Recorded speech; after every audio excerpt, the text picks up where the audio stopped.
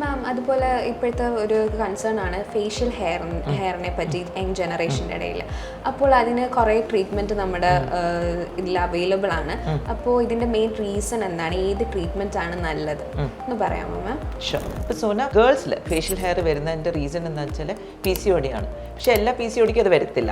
അപ്പോൾ ടെസ്റ്റോസ്റ്റിറോൺ കൂടുതലായിട്ടുള്ള, പുരുഷ ഹോർമോൺ കൂടുതലായിട്ടുള്ളവർക്കാണ് ഈ ഫേഷ്യൽ ഹെയർ വരുന്നത്.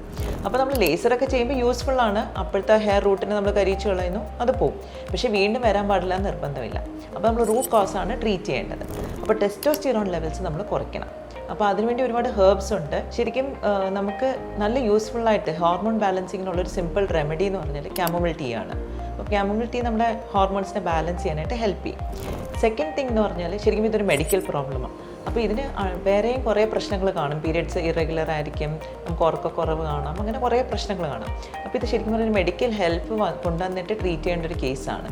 ജസ്റ്റ് നമ്മളൊരു സൂപ്പർഫിഷ്യൽ ചെയ്തുകൊണ്ട് താൽക്കാലികമായിട്ട് നമുക്കൊരു കോസ്മെറ്റിക് റിലീഫ് കിട്ടും. പക്ഷേ അണ്ടർലൈൻ പ്രോബ്ലം നമ്മൾ സോൾവ് ആക്കത്തില്ല. അപ്പോൾ ടെസ്റ്റോസ്റ്റിറോൺ ലെവൽസ് നോർമലൈസ് ചെയ്യേണ്ടതാണ് ഇവിടെ ചെയ്യേണ്ടത് മെയിനായിട്ട്. Do connect with me. All these lifestyle diseases, you don't have to live as a sick person all your life. You can reverse them, and we have solutions for all your problems with lifestyle. Thank you very much.